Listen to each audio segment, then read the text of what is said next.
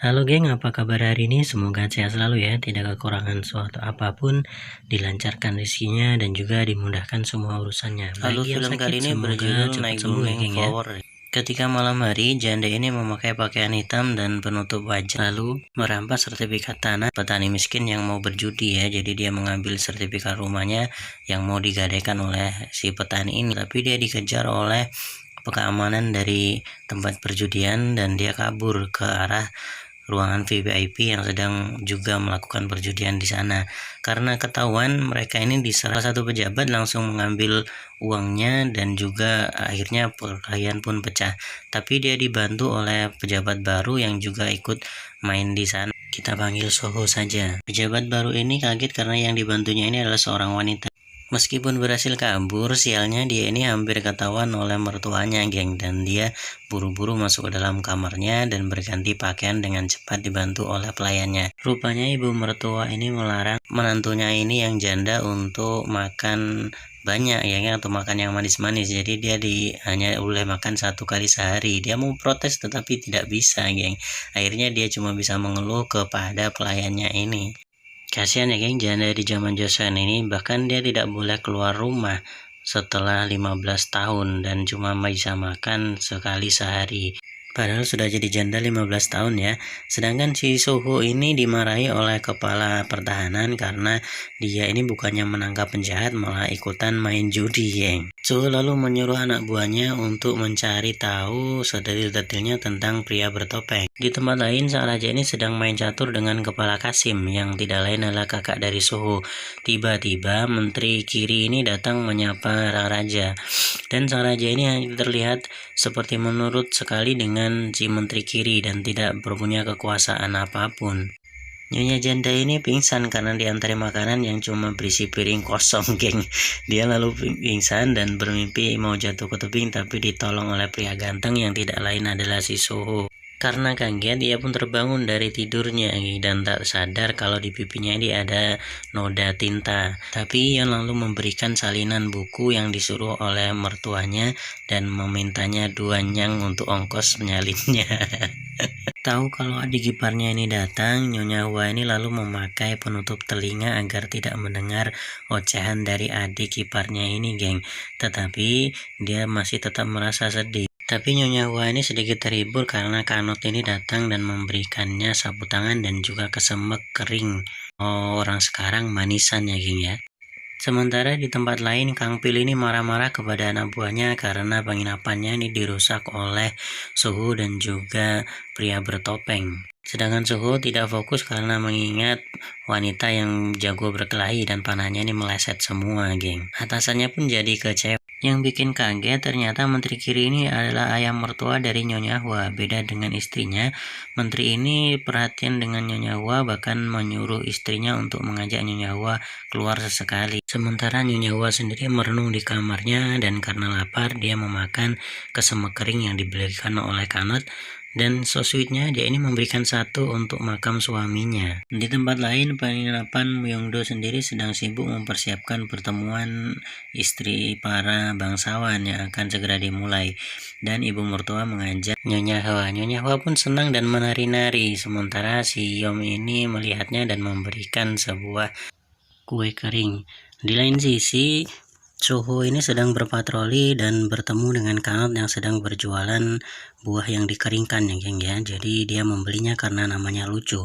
Sementara Nyonya Hwa sendiri sedang menuju ke Myeongdo juga dan mereka akhirnya bertemu di sana. Nyonya Hwa ini memang kocak dari lahir, geng. Saat mau masuk kakinya ini kesangkut kan. Jadi dia mengambilnya tapi malah manisannya atau kuenya kering yang jatuh yang membuat Suho ini ketawa sendiri. Dia pun agak malu dan akhirnya ikut masuk bersama ibu mertuanya. Dan setelah pertemuan berlangsung, Bu Nyonya Hwa ini dihina karena ada lengan bajunya yang kotor saat mengambil kue tadi. Tetapi dia membalikan keadaan dengan pendapatnya yang memuaskan semua para istri pejabat. Tapi sialnya ibu mertuanya ini menyuruh Nyonya Hwa ini untuk melukis, geng, karena dia melihat lukisan Nyonya Hwa sebelumnya itu terlihat bagus ya, padahal kan dilukis oleh Hyun ya. Jadi setelah dia melukis terlihat jelek ini, pemilik penginapan Myeongdo ini tak sengaja menumpahkan tinta ke baju Nyonya Hua. Jadi lukisannya pun sesinya berakhir dan mereka meminta maaf kepada Nyonya Hua. Ibu mertua pun jadi sakit dan malu. Sementara di tempat lain, Kang Pil ini menyuap Menteri Keuangan untuk meloloskan jalur pelayarannya, geng. Entah apa yang mau dia impor ya. Sementara Nyonya Hua sendiri dihukum oleh ibu mertua karena membuat malu ya. Setelah Nyonya Hua ini berjanji akan puasa selama 10 hari, baru dia ini dimaafkan oleh ibu mertua. Soho sendiri sedang mengenang kebersamaannya bersama kedua orang tuanya, geng. Ketika dia melihat keluarga yang utuh ya, tetapi si Nyonya Hua ini kembali beraksi ketika malam hari dan memberikan beras kepada rakyat miskin dan juga menemui Nyonya Jang untuk menanyakan kabar kakaknya. Rupanya mereka ini sudah kenal, geng. Pantas saja tadi siang dia membantunya ya. Di toko buku, Kepala Kasim ini mengambil buku yang ada kodenya, geng. Tapi tidak sengaja dia bertemu dengan Yon, dan Yon sendiri ini ketika mau pulang dia bertemu dengan seorang pria dan menanyakan kabar Kanot. Dia memberitahu Nyonya kalau Kanot dijual oleh ayahnya. Di tempat lain, Soho ini bertemu dengan kakaknya yang rupanya Kepala Kasim tadi, geng. Dialah yang menyelamatkan Soho ketika waktu masih kecil dan hampir meninggal ya.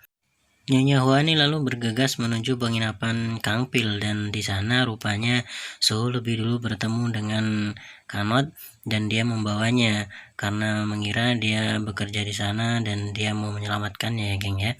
Tetapi dia malah berselisih dengan Bu Hua dan curiga dengan tangan atau luka yang ada di tangannya sampai sapu tangan Nyonya Hua ini jatuh.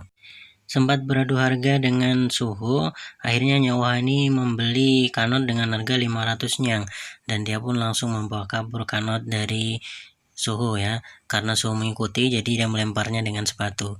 Tapi si Soho malah bertemu dengan pemilik penginapan Kang Pil dan dia diperingati untuk tidak mengganggunya, tetapi Kepala Kasim buru-buru melerai mereka berdua.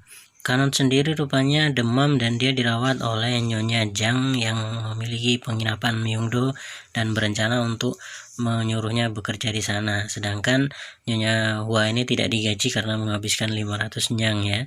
Kepala Kasim ini menasihati Soho untuk tidak berurusan dengan Kang Pil karena Kang Pil itu orangnya kejam. Sedangkan Soho ini masih terpikir dengan sepatu Nyonya Hua dan membuangnya, tetapi dia mengambilnya kembali dan menyuruh anak buahnya untuk menyelidiki siapa sebenarnya wanita bertopeng itu. Sementara Nyonya Hua sendiri kayak dukun, dia nyemburin air lalu memukul kain sambil membayangkan kejadian yang dialami bersama Soho ya. Dan dia saking semangatnya ini sampai merusak kain yang dia pukul-pukul ini dan hampir saja dilihat mertuanya. Entah dari mana kepala keamanan ini menemukan kodok emas milik Menteri Keuangan dan dia menyuruh Soho untuk mengembalikan kodok itu kepada Menteri Yom.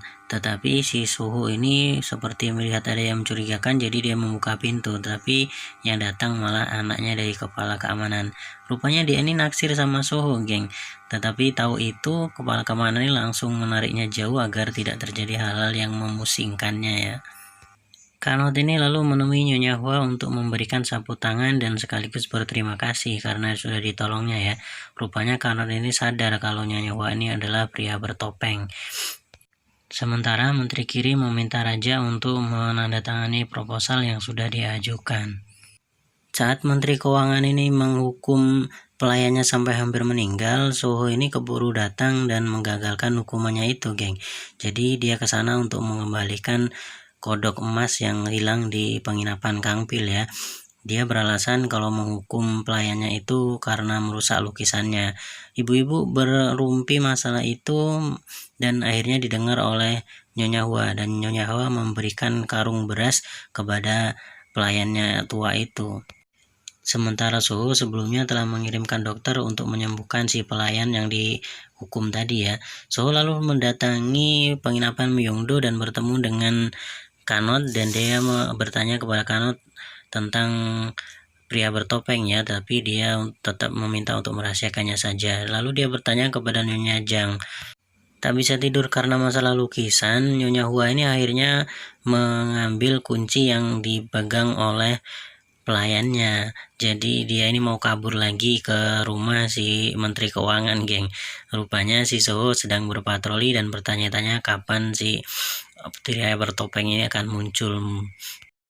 Sedangkan di lain tempat, Kepala Kasim ini menemui Raja secara pribadi dan memberikan buku yang ada kode sandinya, ya kan. Setelah membaca kode itu, sang raja lalu membakar kode tersebut agar tidak diketahui orang. Rupanya sang raja ini diam-diam merencanakan sesuatu. Keesokan paginya, Menteri Keuangan ini kembali marah-marah karena lukisannya sudah diganti dengan gambaran kucing, geng.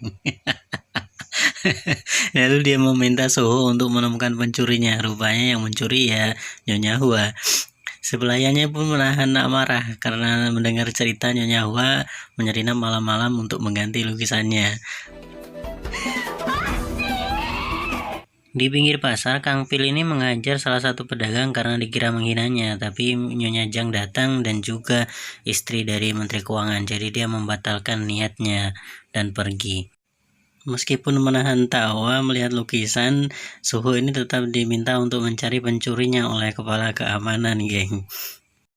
Begitu juga dengan Kang Pil, sambil dia membuka senjatanya yang telah lama tidak digunakan, dia ini menyuruh anak buahnya untuk mencari pencuri dari lukisan Menteri Keuangan.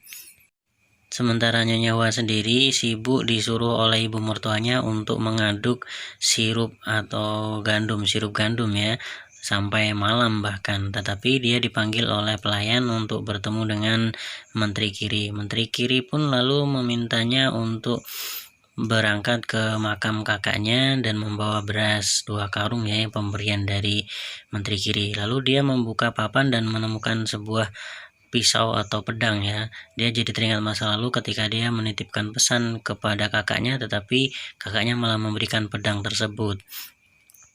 Rupanya di hari yang sama, kedua orang tua Soho ini juga dihabisi oleh rombongan Kang Pil ini, geng.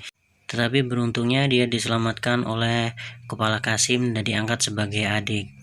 Dan ternyatanya lagi, Kepala Kasim ini sering datang ke makam ayahnya Soho dan membuat Soho ini tambah respek kepada kakaknya ini. Saat di jalan, Nyonya Hua ini dicegat oleh rombongan petani yang miskin. Jadi dia ini ceritanya mau ngerampok ya, tapi malah takut karena dia tidak pernah merampok ya mereka itu. Tetapi setelah memberikan diri untuk merampok, dia malah dikasih berasnya sama si Nyonya Hua. Soho yang melihat kejadian itu tidak mau tahu dan langsung mengajar petani miskin itu, tetapi Nyonya Hua tidak mau dan pura-pura disandra, dan malah mereka ini beradegan seperti pasangan-pasangan ya.